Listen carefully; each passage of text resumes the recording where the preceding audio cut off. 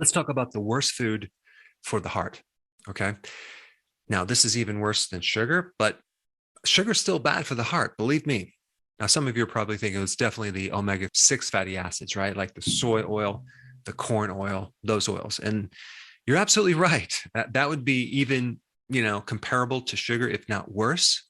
But there's something else that's even a worse version of these omega-6 fatty acids, and that would be the trans fats.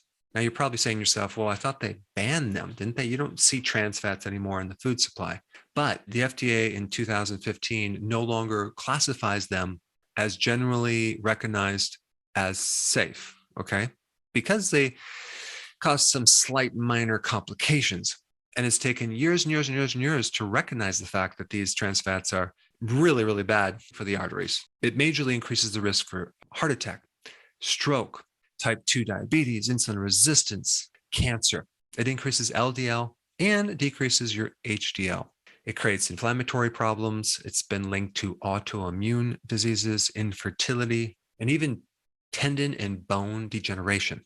But other than that, it's pretty safe. Now, typically when we think of trans fats, we think of the partially hydrogenated oils, okay?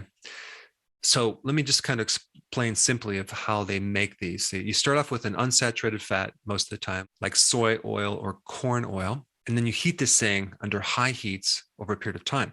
So it goes through this phase, it becomes thicker, right? So you have this partially hydrogenated version, okay? It's altering the chemistry. This is an artificial new thing. And the partially hydrogenated oils have the trans fats.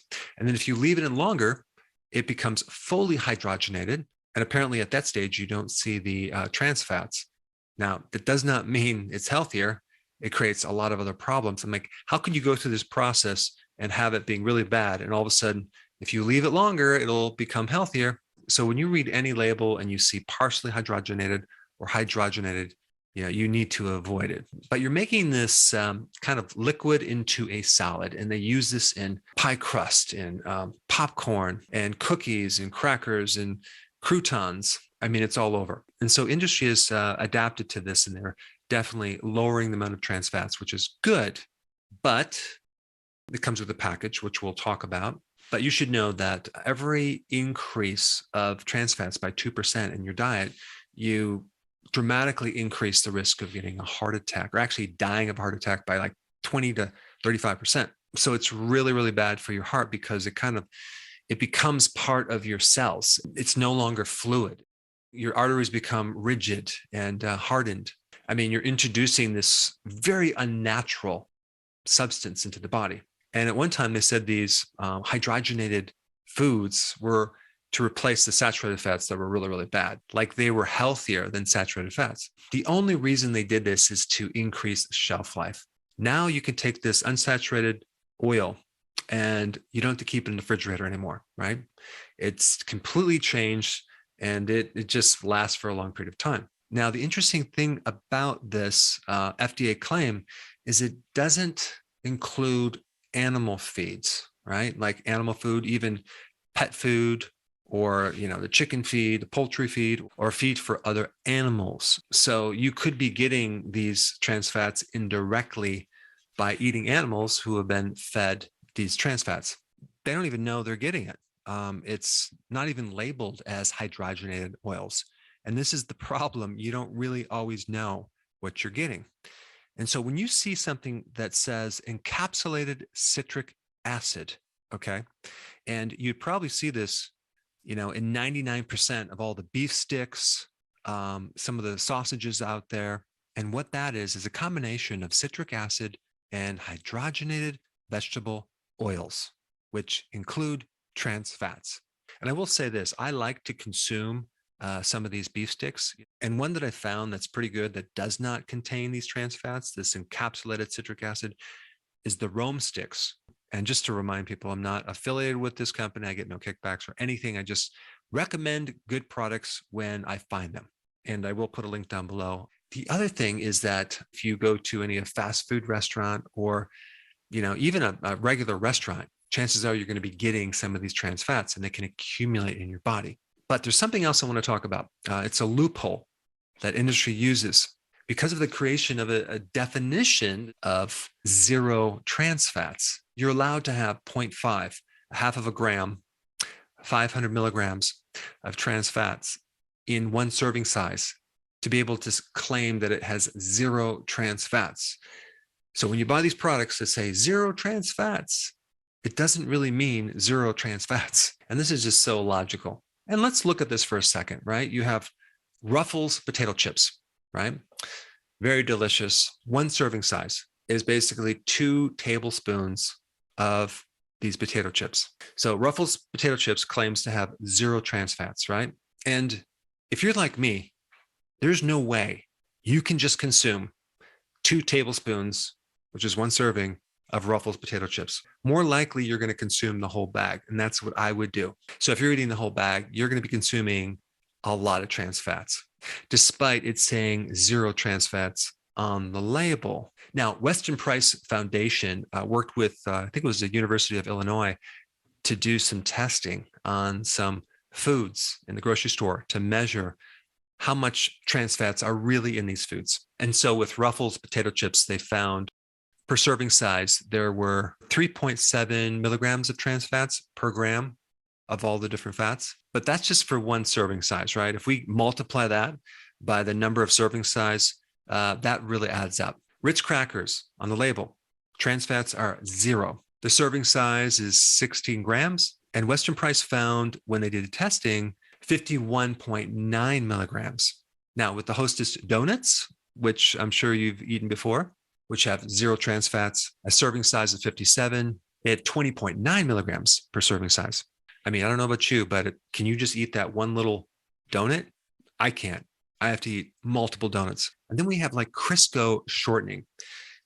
This is interesting because Crisco shortening has been known for these trans fats, right? So they had to go back to their chemistry and really kind of redo the numbers and figure this out and reduce the serving size and also reduce their chemistry to reduce the amount of trans fats. But of course, what are they replacing that with? More saturated fats. And so the way that industry has been coping with this is probably by reducing their serving size to really make sure that they fit that definition of 0 trans fats, which is 0.5 grams. But they also have to replace these trans fats with something else. And they've been replacing them with saturated fats. Now, some of that maybe came from palm oil, but it's also replaced with artificial saturated fats, right? And that would be the hydrogenated, the fully hydrogenated oils that are not the partially hydrogenated. They don't have trans fats in there, but hydrogenated oils are like plastic. They're just very, very hardened, and your body does not do well on them either. Just with 1 serving size of Crisco, they found the trans fats were not 0. They were like 11.9 milligrams per serving size. Then you get margarine called Favorite Margarine. They don't claim to have 0, but it's 1.5 grams. But check this out. When they evaluated the true amounts of trans fats, they found 116.8 milligrams per serving size. Now, you have to realize that just because they reduce the amount of trans fats, okay, in these foods, and even they replace it with saturated fats and probably mostly artificial, they're still made from these omega-6 fatty acids, which are normally GMO, right? We have the soy, the canola, the corn oil, the cottonseed oil. And these are all heated and oxidized, and they use solvents with them. And they've been known to create a lot of problems and inflammation in your body. And so you just need to read labels, be aware of what you're eating. When you go to restaurants, really make sure you order things that have no potential for having these trans fats, like even the croutons, right, that you eat. Who knows? But these things can accumulate. They can affect your heart. They can affect your liver. And, I really feel for the institutional food as well, because there's no requirements for trans fats for those foods. That would be the foods in the school system, in hospitals, and nursing homes, daycare centers. I mean, you can just imagine like going to the hospital, right? The place that you're trying to get healthy, and you exposure to all the different microbes and the sick people, and then the food on top of that with the trans fats and the omega-6 fatty acids, which are highly inflammatory, even though It might not be trans fats. So I hope you're a little bit more aware of these foods so you can avoid them and replace them with healthier fats. And I'm talking about healthy saturated fats. And by the way, saturated fats are healthy if they come from animals that are grass-fed. The grain-fed animals are going to be more inflammatory, but the fat that normally comes with the protein in nature is natural, and they've never should have been replaced by the saturated fats, and especially promoted as that being something healthier. And since most heart problems start with inflammation on the inside of your arteries, you should probably know more about tocotrienols, which is a protective vitamin E against that problem. And I put that video up right here. Check it out.